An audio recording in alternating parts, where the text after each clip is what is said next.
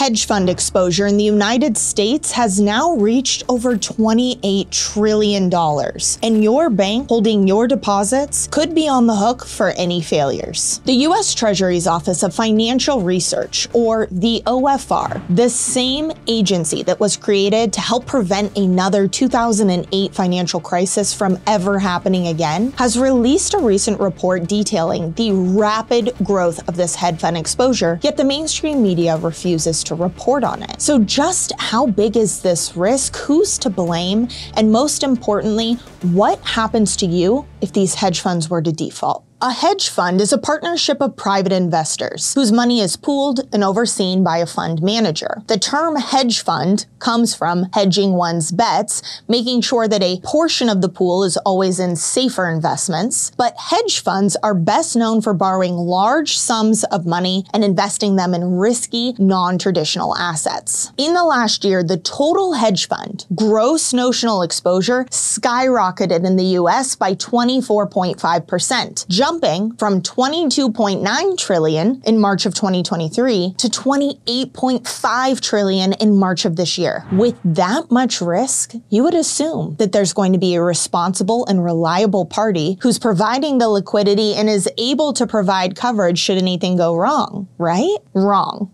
There is a party that is responsible for all of this risk, but they are neither responsible nor reliable, and they certainly do not have the liquidity needed should something go wrong. You might have guessed it, but yes, I am talking about Wall Street's mega banks. The same ones who have proven that they will do anything for a profit. The same ones who are allowed to own other federally insured banks. This, of course, creates not only a moral hazard, but a systemic risk, leaving us, the depositors, pawns in the game, more vulnerable than ever. Don't believe me? I encourage you, look it up. Look up any of the too large to fail banks, and you will find an innocent enough sounding area of operation called their prime brokerage. According to the BIS, the Central Bank for Central Banks, prime brokerage centers around the provision of leverage via both derivatives and securities. And as a friendly reminder, derivatives are, of course, those complex financial tools whose misuse helped bring down the entire financial system in 2008. The BIS goes on to say how past research has studied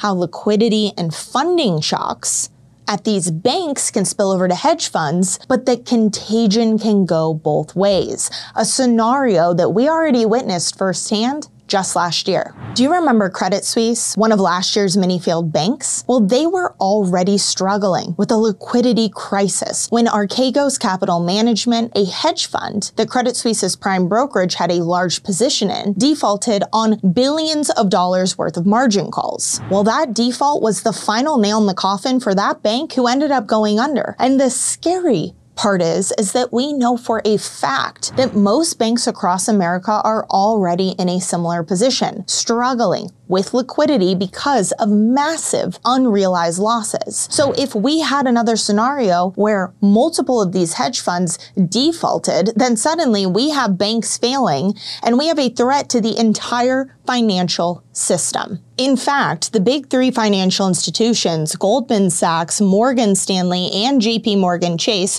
all of whom own federally insured banks, were each servicing over 1,000 hedge funds as of 2022. So we know that that number has only exponentially grown in the time since. And these hedge funds, under their prime brokerages, accounted for more than half of these banks' equity revenues in the last year. So we have a situation where these banks, who are desperate for more revenue, are going to take on greater and greater risk because they're getting rewarded right now, despite the exposure that it leaves for the rest of us. And the worst part about it is, despite calls for more regulation and better risk supervision, there really aren't any rules in place to stop these banks from doing whatever they want to do. In 2010, the Dodd-Frank Legislation was passed, which was intended to stop this exact scenario from happening. But 15 years later, and a ton of Wall Street lobbying money later, and here we are in a situation where essentially that entire act has been reduced to nothing more but reporting. No action is being taken to stop the banks from doing what they're doing. The harsh reality is that it's the same people in power and the same toxic assets that keep getting shuffled around. In the wake of Credit Suisse's failure, their chief risk and compliance officer Laura Warner stepped down. But guess where she just popped up 2 weeks ago? At Starling, a risk governance solutions provider, as their industry and regulatory advisor. And guess where she got her start? I did some digging and found out she started at Lehman Brothers, the same Lehman Brothers that played a huge role in 2008 due to all of their leverage and exposure. And it's not just the people, but these toxic assets themselves keep getting shuffled around, and it becomes a game of kick the can down the road. Again, with Credit Suisse, in the wake of their failure, there became a bidding war between Goldman Sachs, Morgan Stanley, and JP Morgan over their clients, over their hedge funds that they were working with. The same hedge funds that helped take Credit Suisse down.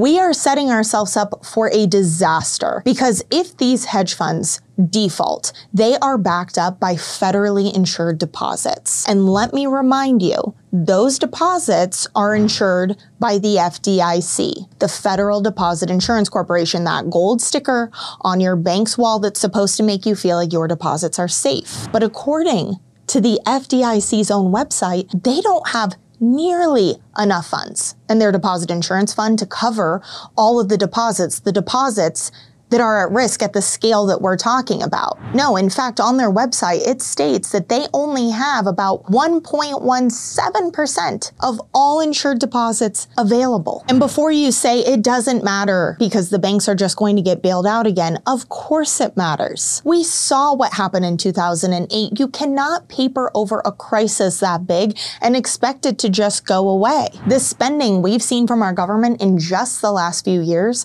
has eroded our purchasing power and chipped away at our savings. We are all at risk. They will be fine. The mega banks will be fine. Wall Street elites will be fine. It's you and I that won't be okay. And that's what I'm always trying to explain to my loved ones when I talk about being in the system versus outside the system. When someone tells you how important it is to diversify, you need to really think about what that means.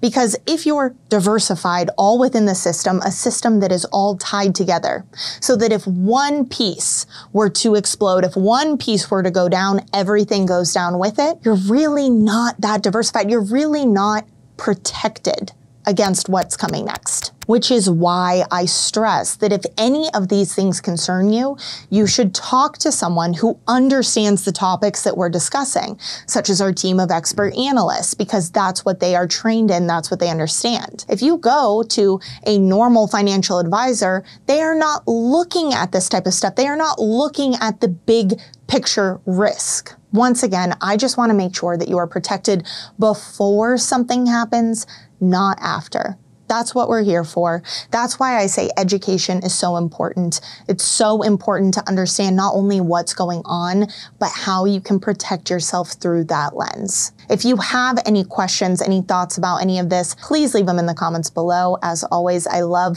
reading all of your comments and questions. I'm Taylor Kenny with ITM Trading, your trusted source for all things gold, silver, and lifelong wealth protection. Until next time.